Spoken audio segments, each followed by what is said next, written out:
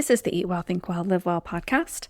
I'm Lisa Salisbury, and this is episode 116, How to Love Yourself and Still Want to Lose Weight. Welcome to Eat Well, Think Well, Live Well, the podcast for women who want to lose weight, but are tired of counting and calculating all the food. I'm your host, Lisa Salisbury. I'm a certified health and weight loss coach and life coach, and most importantly, a recovered chronic dieter. I'll teach you to figure out why you are eating when you aren't hungry instead of worrying so much about what you are eating. Welcome back to the Eat Well, Think Well, Live Well podcast, where we explore how to nourish our bodies and our minds one bite, one thought at a time, right? If you're new around here, welcome in. I hope you find exactly the help you're looking for. And if you've been around for a while, then you're probably someone who has told me this podcast is like an extra coaching session each week that helps you stay on track. I do love to hear from you, so be sure to join the conversation over on Instagram. And there's a new feature in Spotify, if you're listening there, where you can leave a comment directly on the episode, which is super fun. Okay, today's episode is something I know so many of you can relate to. We're diving into this idea, can you love your body as it is right now and still want to lose weight? I know it sounds a little confusing, right? You hear a lot these days about how we should accept and love ourselves exactly as we are, and I am a big fan of self-love, don't get me wrong. But what happens when you genuinely want to lose weight? When you want to make changes? Does that mean you're betraying your body or somehow not loving yourself enough? Let me tell you, you absolutely can love yourself and still desire change. In fact, making changes can be a form of self-love. So today, we're going to talk about how to reconcile these two ideas, self-acceptance and the desire for weight loss, so that you can move forward with confidence and peace. Let's start by talking about what self-love really is. We've heard the phrases, right? You should just love yourself as you are. And while that's a beautiful sentiment, it's easy to misunderstand. Self-love doesn't mean you never want to improve or that you're complacent. It doesn't mean that if you loved yourself more, you wouldn't care about losing weight. Loving yourself means that you take care of yourself in the best way you know how because you deserve to feel good. It means you see yourself as worthy exactly as you are right now in this very moment.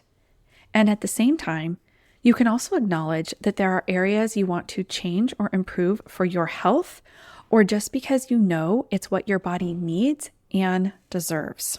Here's what's important to remember. Wanting to change doesn't mean you don't love yourself. Think about other areas of your life. You love your kids, right? But that doesn't mean you don't teach them and guide them. You love your home, but you still clean it, paint it, and maybe even renovate it. Love and change can absolutely coexist. Okay, so now that we've redefined what self-love means, let's talk about what happens when you have a goal like weight loss. I often hear from women who feel a bit stuck in this. They think, if I were truly grateful for my body, I shouldn't want to lose weight. I should just accept it. But here's the thing. Weight loss, when approached in a healthy way, can be an act of care. It's about doing what's best for your body so that you can feel better, move easier, have more energy, whatever your personal reasons are. It's about taking exquisite care of the body you are in. It's so important to recognize that wanting to lose weight doesn't have to come from a place of shame or punishment. It doesn't have to be driven by hate for your current body. In fact, I would argue that the most sustainable weight loss comes when it isn't about shame, when it's coming from a place of wanting to feel better physically, be healthier, and show your body the love it deserves by nourishing it properly, moving it, and taking care of it. We often think that if we hate our bodies enough, then we will change. This isn't really a conscious thought, but we just keep on telling ourselves we should change and be different somehow. Thinner, fitter, prettier, then we'd be better. This does not work. Again, for those in the back, this never works. You cannot hate yourself healthy. You may be able to hate yourself into an eating disorder. You may be able to hate yourself into a super restrictive diet for a while, but this is not what you want. What you want is to love yourself and to be healthy mentally and physically. I want you to think about the reasons you want to lose weight. Really ask yourself, why do I want to make this change? If your reason is because you think losing weight will make you worthy, or because you feel like you're not good enough as you are, that's where the disconnect lies. Weight loss doesn't make you worthy. You are already infinitely 100% worthy, and no amount of change in your body shape will change that. If you think weight loss will make you happy, again, there's a disconnect here. You're thinking, when I reach my goal weight, I will be happy. When I stop eating sugar, I will finally feel good about myself. When I exercise and have more defined muscles, I will be confident. These thoughts end up leading to more self-loathing and criticism when we don't execute perfectly. But if your reason for losing weight is more along the lines of knowing your body would feel better if it was carrying less weight because maybe your joints would ache less, maybe you'd have more energy for your kids or for that hiking trip you've been dreaming of, then that's a goal you can work toward with love and respect for yourself, not as a punishment.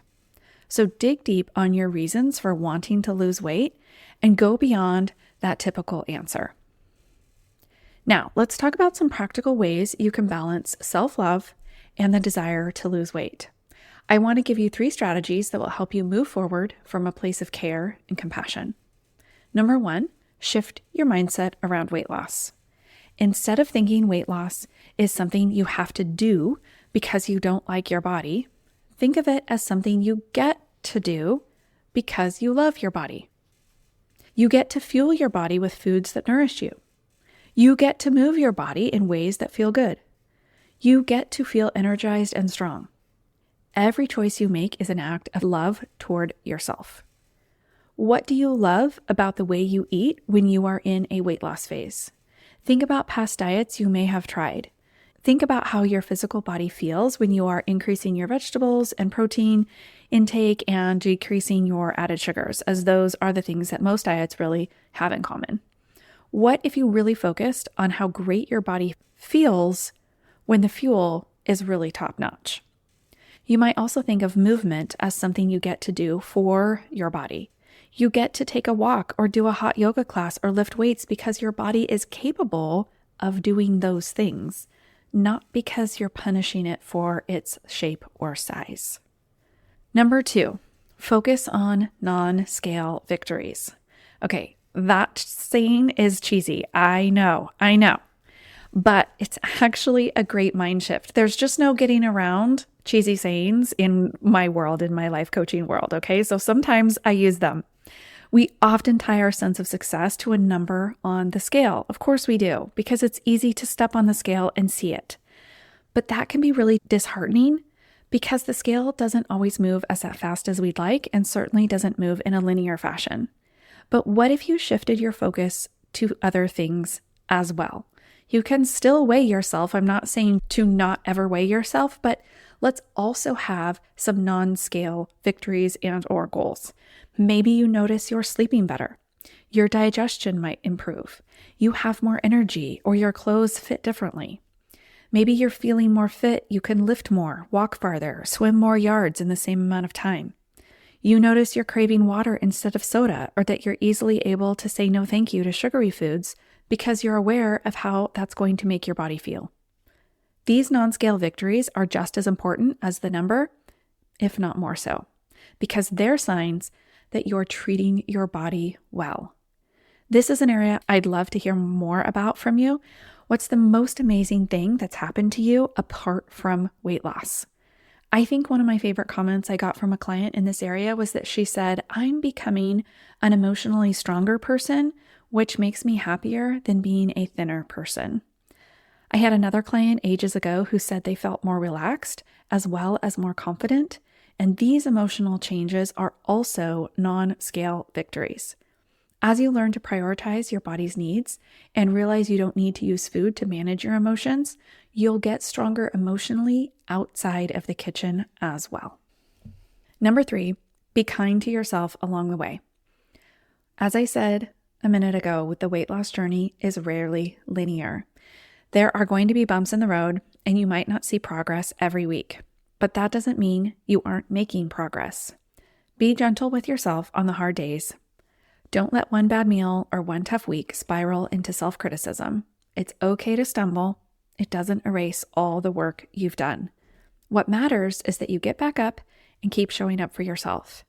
There's actually no such thing as the wagon, by the way. You know the saying, I fell off the wagon? You're the driver. So if you stop driving, the wagon stops. It waits for you to dust yourself off and just keep on driving down the road. You think if you fall off the wagon that it zooms on ahead without you and you have to run even harder to catch up, restrict more, exercise harder, be more critical of yourself.